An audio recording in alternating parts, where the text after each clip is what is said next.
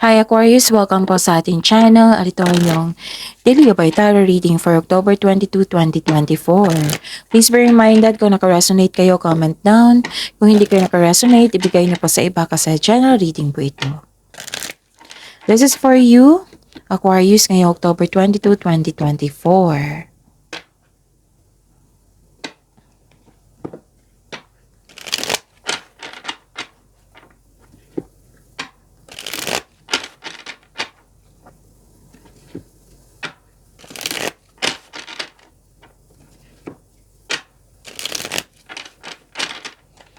Para po ito sa inyo, Aquarius, ngayong October 22, 2024. Maraming salamat po sa inyong patuloy na suporta at maraming salamat din po sa mga hindi nag-skip ng ads. Gamitin ang reading na ito bilang gabay lamang sa mga hindi pa nag-subscribe. Subscribe na po kayo at click bell notification para malaman nyo na may bago tayong video. Para sa mga gustong magpa-reading po, may lumabas dyan sa screen nyo ngayon. Panoorin nyo po at sundin ng instruction. Calling the attention sa mga suki ko dito na Aquarius. Open na po ang inyong Monthly Gabay Tarot reading for October 2024. May 6 months from now reading tayo at love life reading po. So message me Aquarius for schedule. Maraming salamat po. Spirits Guide, mga ganap po para kay Aquarius ngayong October 22, 2024. I need 3 cards po.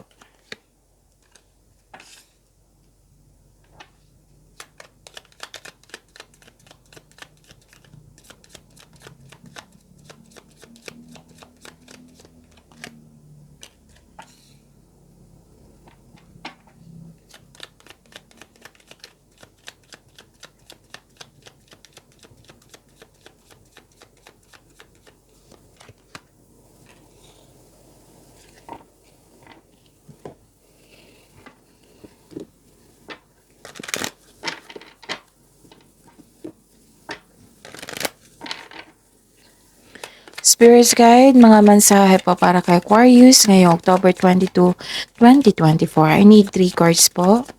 I need 2 cards pala.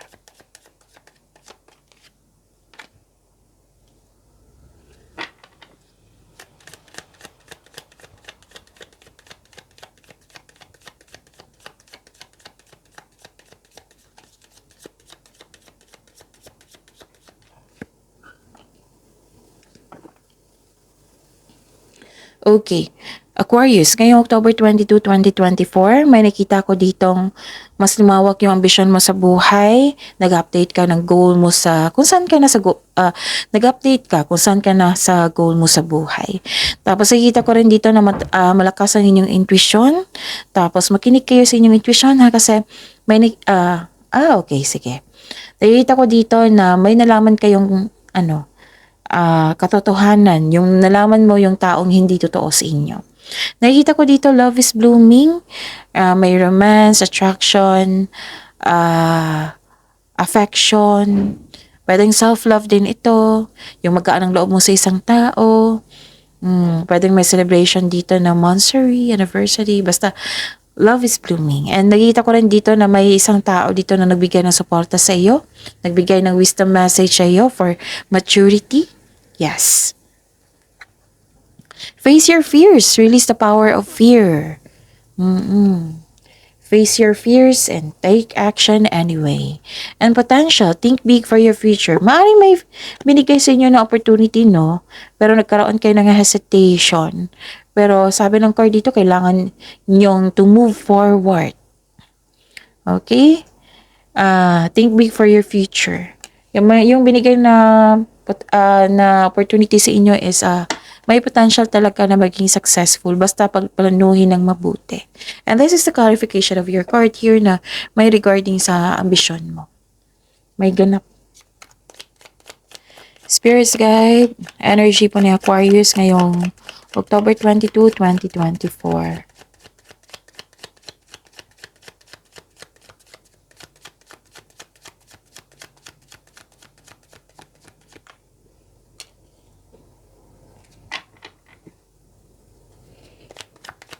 Clarification of the clarification of this card po.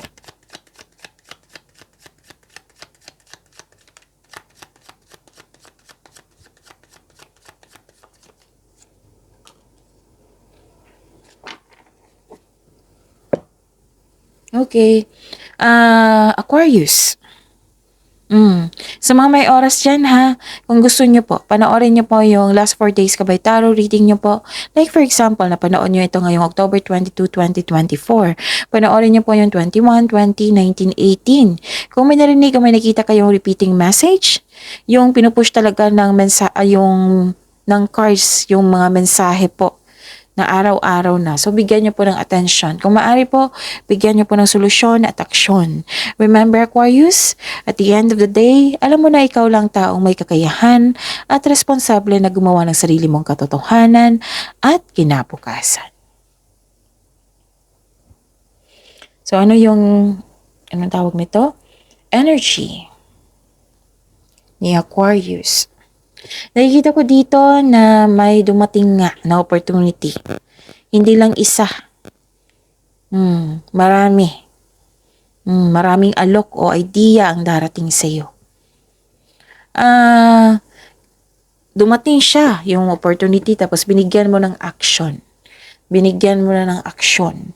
This is movement transition. Pwedeng biyahe din ito kasi may nakita ko dito sa dalawang card dito na biyahe. May darating din na mensahe na yun, may parating na blessings na magbibigay ng saya sa iyo, Aquarius. Maaari may travel talaga na magaganap o isang bagong tao na darating sa iyong buhay. May nakita rin ako dito na may gulo na nangyari o may ganap na away. Okay. Sobrang busy nyo ngayon. Basta may exciting new opportunities na dumating dito. Pwedeng sa buhay, sa pag-ibig, pwedeng sa career and money. Okay. Bagong tao, pwedeng ganun, pwedeng opportunities, new opportunities, na you are very excited. Yes. Ano pa? Nakikita ko rin dito na okay. Be confident. Sabi ng card nyo dito. Be confident kayo. Focus kayo sa inyong goals sa buhay. And dalawang card nyo po nagsabi dito na may away nagganap.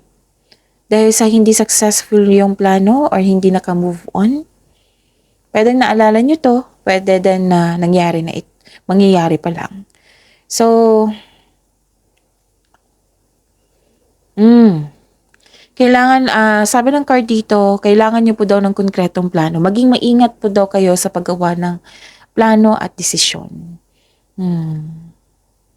So, impulse control ay kailangan in order to grow and take action in a positive direction. Magtiwala sa inyong sarili din. Okay? Kasi kung nagkaroon ng hesitation dito kung nagkaroon ng hesitation, meaning to say, wala kayong konkretong plano. So, gawa kayo ng konkretong plano. Okay? Do not attract negativity ha, kasi may nakita ko ditong negativity. Ang ilan sa inyo nag-attract, so do not attract kasi hindi yan nakakabuti sa iyo. Spirit guide, career and money po ni Aquarius ngayong October 22, 2024.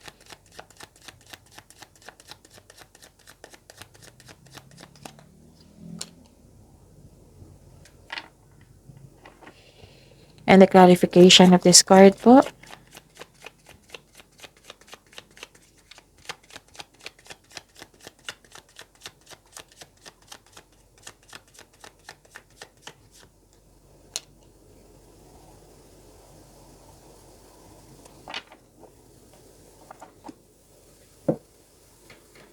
Okay. Napanood nyo na ba yung weekly Gabay Tarot reading nyo? Nakafocus career and money. Kahapon lang po. Aquarius, kahapon lang po na-upload. So, yun. Baka gusto nyo ng karagdagang mensahe regarding sa inyong career and money. Uploaded po kahapon. So, ready to view na yun. Oo. Kailangan ng pagbalansa dito sa trabaho at sa kaperahan po. Actually, yung nabalanse mo naman ito Basta nagsabi lang ng card dito, nagsabi lang po ang card dito na kailangan lang talaga i-balance nyo dito. Nakita ko rin dito ng stability sa inyong kaperahan, sa inyong trabaho. nagkaroon ng pagkakaisa, nagkaroon ng pagbalanse sa connection sa isang tao, sa trabaho, pwedeng ganon. May sabi ang card niyo po dito, tamang pag-manage po daw sa uko sa pinansyal at budget para mas lumago pa iyong kaperahan. May kasiyahan buhat sa paglilibang. Balanse po daw sa schedule, panahon sa sarili, sa pamilya at sa career and money. Ibalanse niyo talaga. Kasi nakita ko dito, boss, ang oras mo sa trabaho or sa kaka-travel. Ang ilan sa inyo nagdadalawang isip ngayon, yung gusto niyo magdesisyon. If you're going to travel, enough ba yung money mo? Okay. May success, may victory, may higit pa to sa success victory, recognition. Pero yung hinihintay mo na success is nagkaroon ng delay. You're disappointed dito, pero kailangan mo maghintay. Kasi part ito ng process eh. So stick sa inyong plano, continue to work diligently. You're almost there, huwag kayong mag-give up. Basta po huwag kayong mag-give up, patuloy lang po yung trabaho nyo dyan. Okay? Kailangan lang maghintay dito eh. Baka may hinihintay kayong pera, tao, pagkakataon, sitwasyon, ganon.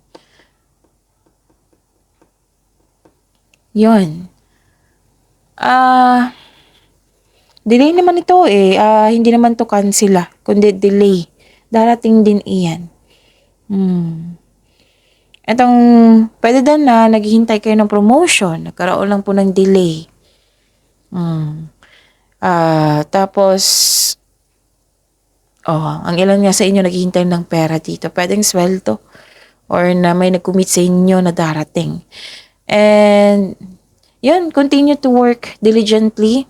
At ang pagkakaroon mo ng disiplina sa inyong trabaho, sa kaperahan,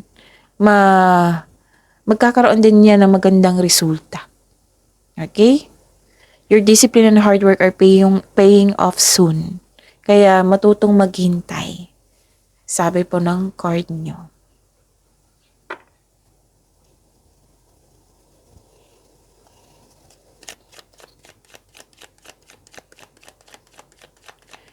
Spirits guide. Love life, self-love, partnership, and romance ni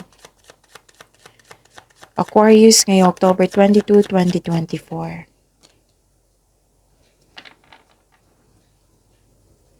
The clarification of this card po.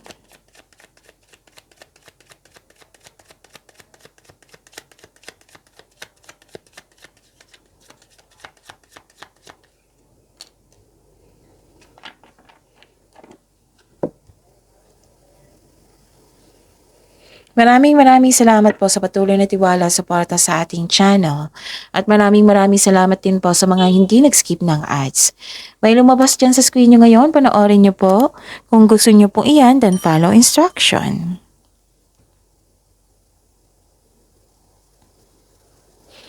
Okay? Nagkaroon ng conflict dito. Away, argument. Tatlong card na po nagsabi nito, Aquarius. Conflict sa isang connection sa isang tao, argument, may challenge. Someone is giving up. Pwedeng ikaw ito or isang tao. Pwedeng may nang iwan sa'yo or gusto mong iwan. May nakita kong paghihiwalay dito. Hindi lang ito sa partnership sa isang tao rin, sa isang connection sa isang tao. Pero mag-uusap kayo nito. Magkakaroon ng argument, oo. Magkakaroon ng unpleasant conversation, oo. Pero parang ito yung way mo na magkaroon kayo ng pagkakasundo, peaceful resolution. Mag-uusap talaga kayo dito, may addressing hurt feelings dito. And may advice lang po ang card niyo po dito, Aquarius, na improve your communication. Parang parehas kayo ng Parang parehas kayo ng ugali na mataas ang ego. Mabait naman kayo, kayong dalawa. Oo, na paminsan-minsan lang kayong magkaroon ng conflict, ganon. Yun lang. May nagkaroon lang ng ego clashing dito. So, kailangan talaga ng patience dito at improve your communication also. At pati din siya. Gusto niyo siyang kausapin or nag-uusap talaga kayo? Ngayon, iniisip mo siya, oo. Pwedeng nag-uusap na kayo ngayon, pwede. Ang some of you, nakikita ko dito na may gusto talaga kayong kausapin na tao. Parang hindi siya isisi. Yung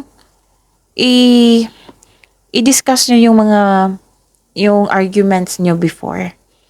Para hindi sa magkaroon kayo ng away, kundi magkakaroon ng solusyon.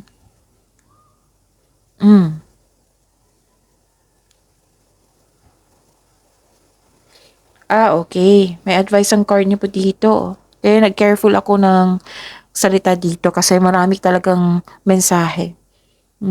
Hindi lahat na ganito, kundi ilan sa inyo. Kung inyong partner daw or isang tao, palaging naghahanap ng gulo or away, yung paulit-ulit na lang na dahilan, kahit paulit-ulit na lang yung pinapag-uusap nyo, hindi siya nagko-cooperate. Ang sabi kasi ng card dito, this card asks you that it is probably time to walk away from it.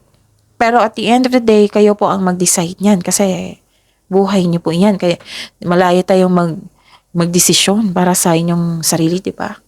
Oo.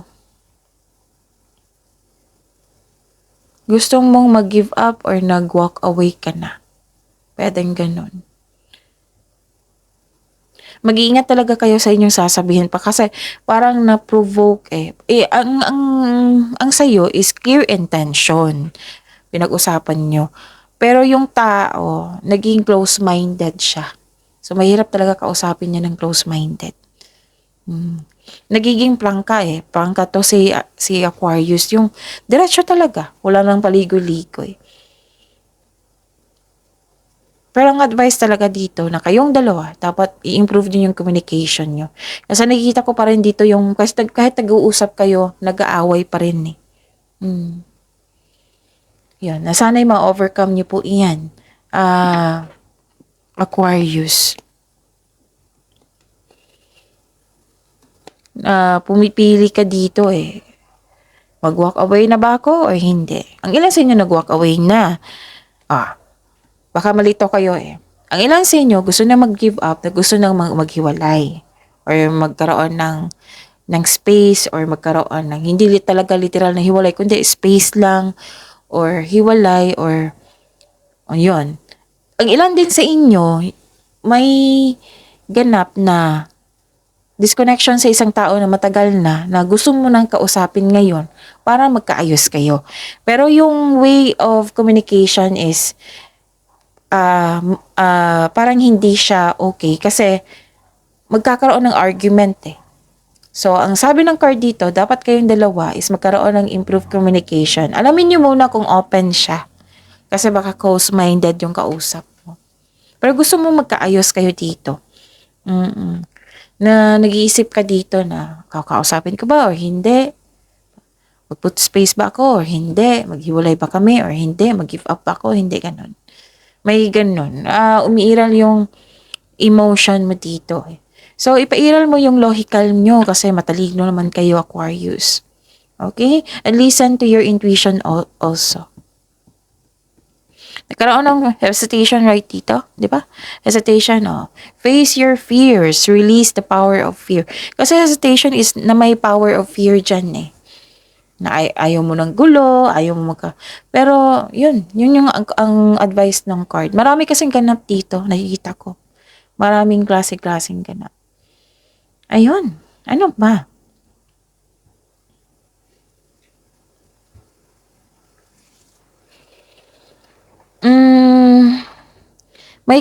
Okay. Yeah, iba din to. May partner kayo na trustworthy, matalino. Okay. So, may parating kayo na isang single na matalino, trustworthy, trustworthy, who chooses reason over emotion. Pwede din partner nyo ito. Pero sa mga single dito, may parating talaga na ganyang pag-uugali. So, ang swerte nyo, ang ganda. Pwede din single parent ito. Ang lakas ng ano tawag ito? Ang lakas ng energy ng single parent dito. Yes, na ang lakas ng it might be this is yung taong gusto mong kausapin. Pwede din na ito yung parating sa inyo. Isang single parent na very matured na kung mag-isip na wala na talagang problema. Kasi alam na niya yung ganap sa buhay. O alam na niya kung paano mag-adjust. Ganun. May ganap din dito na single parent, oo, na nag-decide kayo na to remain single, na mag-focus sa inyong sarili.